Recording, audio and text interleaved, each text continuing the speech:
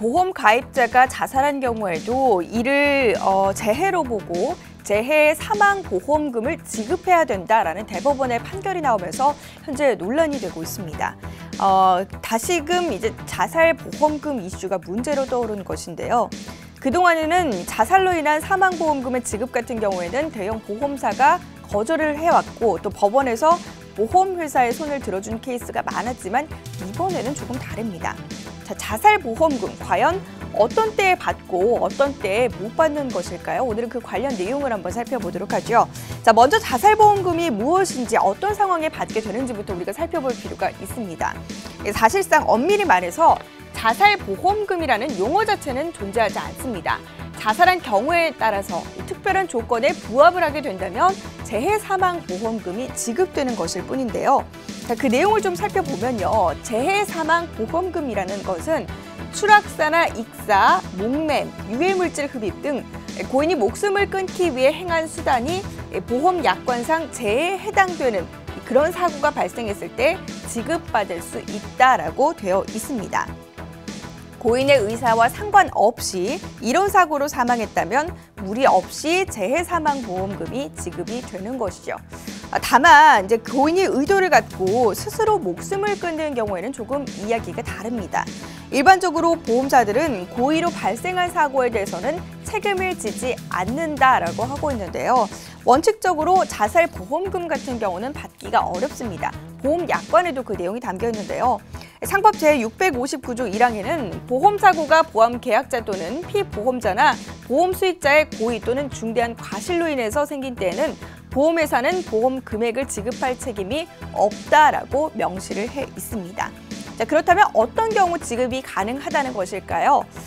우선 보험약관에 심신 상실 등으로 인해서 자유로운 의사결정을 할 수 없는 상태에서 자살을 한 경우, 그리고 보험금을 이런 경우에는 지급을 한다라는 규정을 하고 있습니다. 약물 복용이나 만취 그리고 우울증을 인해서 자신을 통제할 수 없는 상태에서 사망에 이르면 자살의 경우에도 사고로 재해로 인정을 함으로써 보험금을 지급할 수 있다라는 것인데요.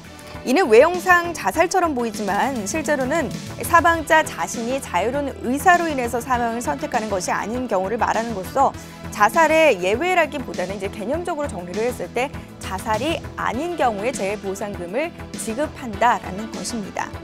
이때 자유로운 의사 결정을 할 수 있는 상태인가에 대한 물음은 결국 이 사망자가 사망에 이르기까지의 종합적인 이제 상태를 종합을 해서 어떤 기준에 따라서 판단을 하게 되는데요. 이 대법원 판례에 따르면 정신질환 여부가 중요한 판단의 기준이 되는데 이 같은 요인들에 따라서 과연 정신질환이었는가, 사망자가 과연 제대로 된 판단이 가능했는가의 이 시기를 분별을 하게 됩니다. 자, 그리고 또 다른 경우, 보험약관에 책임 개시 이후 2년이 경과된 후에도 자살한 경우 재해보험금을 지급한다라는 규정이 담겨 있는 경우입니다.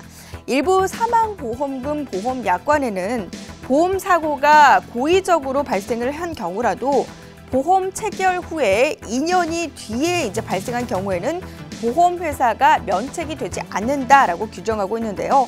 이번에 지금 2012년 기차선로에서 자살한 A씨의 부모가 한 보험사를 상대로 낸 보험 청구 소송에서 승리한 요건도 바로 이 요건 때문이었습니다.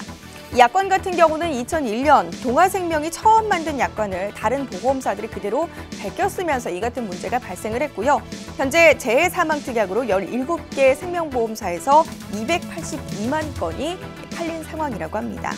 재해사망보험 같은 경우는 일반 사망보험금보다 2배 정도 비싼 수준으로 이번 대법원의 판결로 인해서 지금 현재 생명보험업계에서는 2천억 원이 넘는 추가 이자 그리고 추가 보험금을 부담해야 될 것으로 보입니다. 자, 보험사의 보험금 미지급 관련 내용들 분명 개선이 이루어져야 될 것으로 보이고요. 앞서서 이야기했지만 특히 2년 후 자살에 대해서 재해사망특약을 하는 그 보험금 지급과 관련해서는 정확한 기준과 판단이 필요해 보입니다. 지금까지 팝콘경제였습니다.